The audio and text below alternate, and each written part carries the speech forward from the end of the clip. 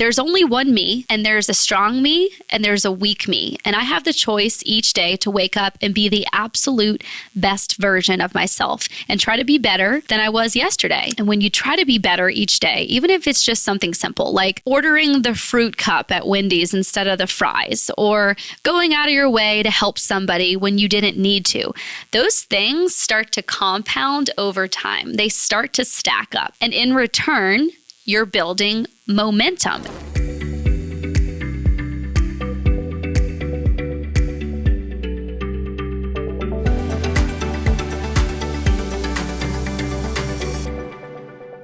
Hi, you guys. Welcome to another episode of Beyond the Scale. Today, we're talking about momentum and building momentum and compounding wins and losses. Just the other day, and this was the inspiration for this episode, I had somebody say to me recently, "Why would you take on something else?" in regards to me being the podcast host for Beyond the Scale. And they said, "You have multiple locations with Fit Body Bootcamp. You have 2 kids. Like, your life is so busy. Why would you take on something else? Aren't you busy enough?" Coincidentally, a week later, my CPA said to me, after I asked him a question about like this other business venture that we're doing, he said, "I'm always in awe of people like you who just seem to be able to take on so much." And so it had me asking myself, should we just stop doing everything once life gets easier? Like, once life gets easy, should we just stop going? Should we stop pursuing new goals and bigger and better things? The moment life gets easier, are we supposed to just sit around and be lazy? I mean, my answer to that question, as you know, is no, we should keep going. Like, you only have one life to live. You better bet I'm going to try to live the best one that I can. And so that brings me to the word momentum and building momentum. And I like to say momentum. You know, being a mom, a working mom, is so freaking hard. And I have started over on a Monday more times than you can even count. So I just gave up. I don't do that anymore. When I'm taking on a new goal, when it comes to like my health and fitness, I just start that day that I'm thinking about it. I don't say like, I'm going to wait until Monday because who knows what's going to happen on Monday. Have you ever felt like that? Like, you're just like in this cycle of you get going, things are getting good, it's getting easier, and then something happens. So you say, I'm just going to wait until Monday to start over. My weight loss journey after having kids was a lot like that in the beginning. After I had my daughter, Sophia, 4 years ago, first-time mom, had a business, a Fit Body Bootcamp location, I was really struggling. I felt like I had so much motivation to get back in the gym, start eating healthy, start taking care of myself, start working on my business more, start coaching more.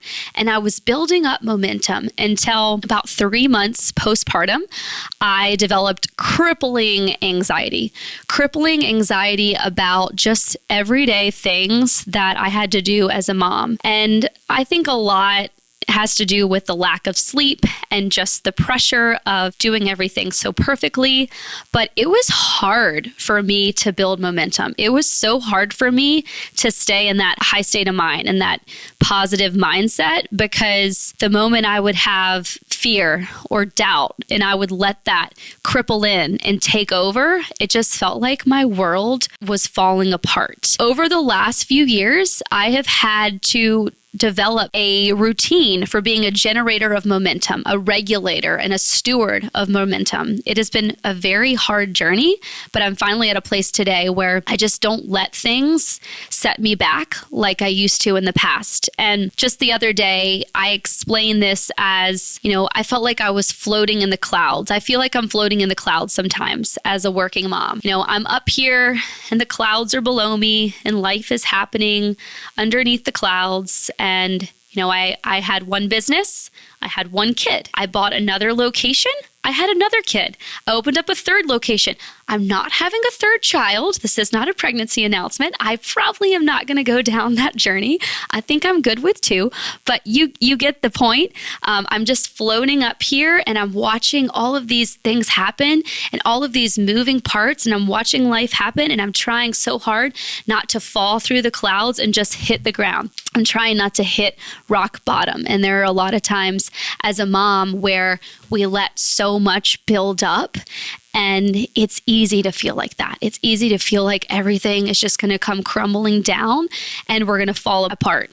So how do you continue to build and grow and stay on the right track, stay on the right path in a season of life where nothing seems to be going right, where nothing seems to be working, and you feel like you're losing your momentum? Like I said, you need to learn to love to be a generator of momentum, a regulator, and a steward. And your job is to be a generator of momentum no matter what season you are in life. And this is kind of how I see it. I see that there's only one me, and there's a strong me, and there's a weak me. And I have the choice each day to wake up and be the absolute best version of myself and try to be better than I was yesterday. I can just completely throw all my strengths and unique things out of the window if I want when things go wrong, but that's not going to help me build momentum. And when you try to be better each day, even if it's just something simple, like ordering the fruit cup at Wendy's instead of the fries, or going out of your way to help somebody when you didn't need to, those things start to compound over time. They start to stack up. And in return, you're building momentum and a sense of resiliency. Like you're becoming resilient to setbacks, to certain situations and certain things that maybe used to bring you down. You're now just batting it off. You're not even thinking about it. I also see momentum as like taking 2 steps forward, 1 step back, 2 more steps forward, 1 step back. And as you continue that in the long run, you're so much more further ahead than you were when you started. Momentum is also contagious. So when you're in a season of rising momentums in all aspects of your life, when you're in a season of stacking up those wins, you're going to attract A players that are also doing that in their life. And same goes to say, if you're not doing that, but you start spending your time with people who are, then you're more likely to build that sense of resiliency and build momentum in your own life. So what are you doing right now? Like, what are you doing right now to compound wins? What are you doing to build momentum? And I'm not talking about goals, because momentum never stops. It just builds. It just continues to grow until you become like so freaking unstoppable. But even when you get to that point, like you're going to have setbacks. Things are going to happen in your life, but you have such strong momentum that you're going to continue to go. I look at this as like, you know, for me, my daily habits, the foundational habits, getting my workouts in, getting my movement, getting my water, my sleep. Am I being positive? Am I not, living in a negative state of mind or a low state of mind? So what can I do each day to stack the wins, to stack the momentum? What happens to our momentum when we're rejected or when life throws you a curveball? When you're in a season of setback, how you assign meaning to rejection will completely change your life. Instead of looking at rejection as a bad thing, I want you to start thinking about rejection as redirection. You get to decide the meaning behind rejection. So let's break that down even further. In regards to our careers and our family and our health and all different areas of our life, rejection is different and those losses are different. Let's talk about your nutrition. Let's talk about your fitness routine. We just started a new year. And the holidays are over, yet some people have been so far removed from taking care of themselves that it is feeling very difficult to get back into the gym, to get back into meal prepping or planning out your menu, to get back into drinking all the water that you need to drink, to getting into bed at a reasonable time so you're getting your 6 to 8 hours of sleep. Like once you stop doing that for so long, it's really hard to get back into that cycle of of building momentum. Something else could have happened to you over the last month that has happened to me many times. So say you have a vacation coming up or a long trip or even just the holidays, for example, and you've been doing good. You've been making it to the gym. You're feeling good about yourself. You feel healthy. You're vibrant. You love the way you look. And then you get to this vacation or this break. Maybe you have 2 weeks off from work for the holidays and you say, I've been doing good. I've been building momentum. I've been taking care of myself. I'm just going to give myself a break.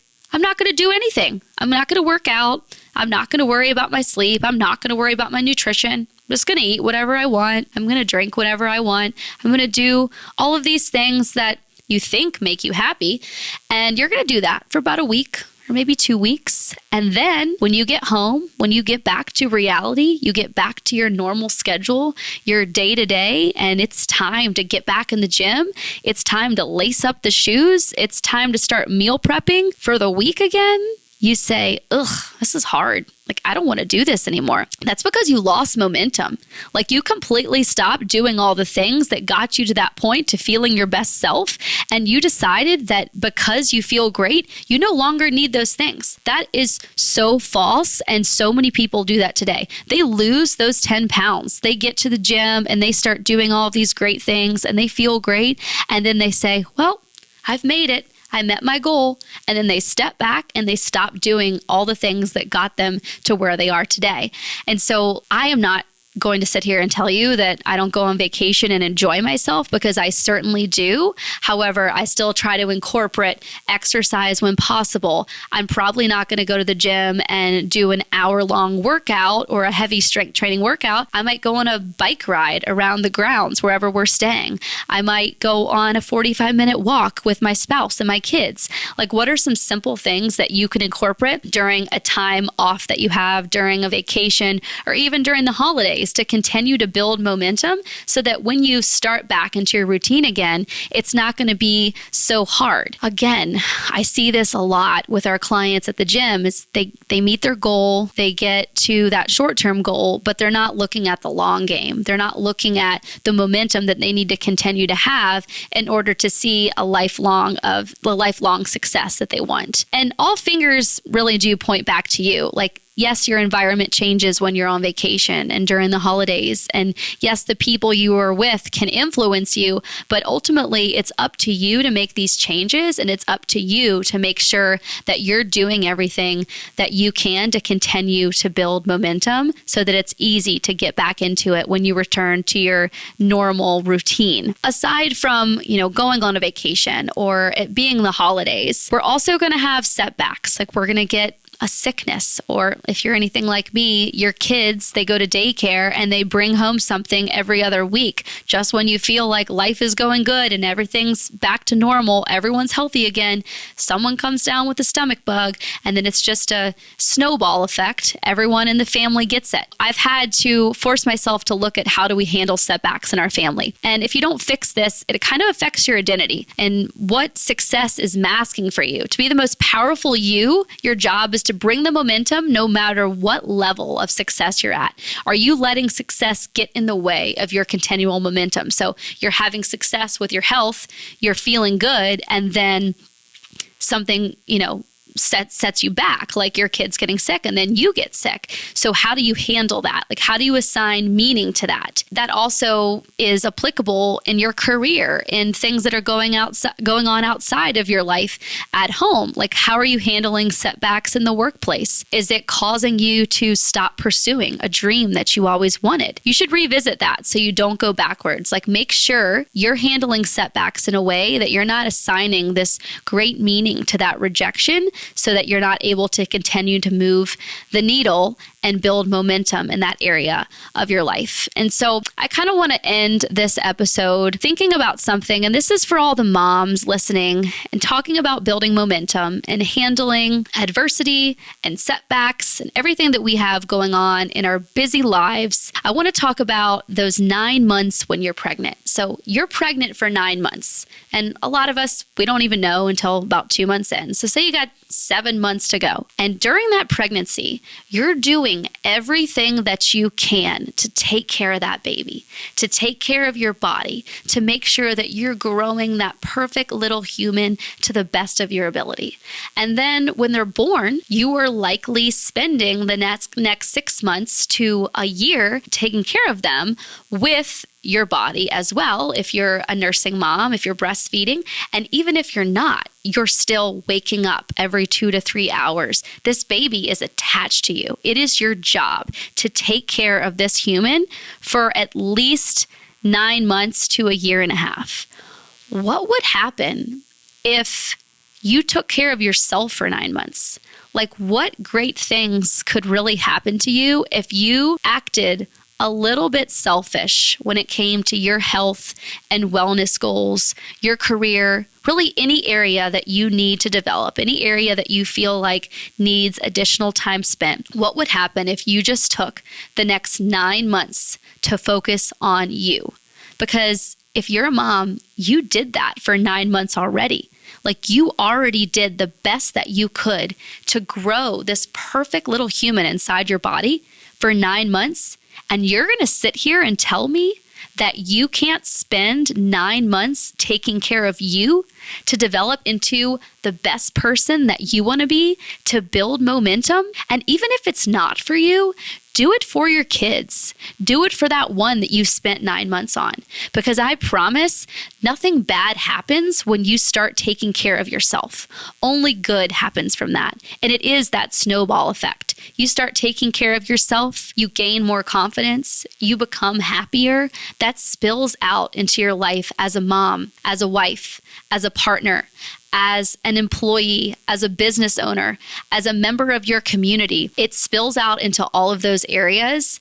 And over time, you're ultimately stacking the wins and building momentum. And so again, if it's not for you, do it for them. And it is a total mindset shift. That's really all it is, because you've already grown a human for 9 months. Like, your body is capable of so many amazing things.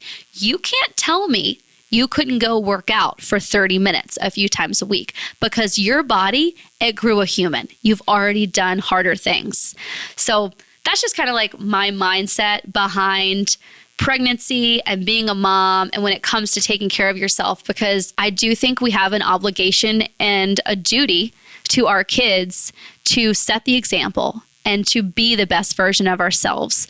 And that doesn't mean that we all have to be walking around looking like a fitness model or looking like an ad for health. That is just saying, hey, let's set aside 3 to 4 days this week and let's go for a walk around the neighborhood. Or let's start a new strength training program with our friend. Let's find an accountability buddy. Let's start writing down 3 days a week what we're going to have for dinner. Let's start incorporating more vegetables into our routine. Let's start drinking more water as a family. You know what? Let's go buy matching water bottles and let's do it together. Like, what are some little things that you can do in your life that's going to help stack the wins and build momentum over time?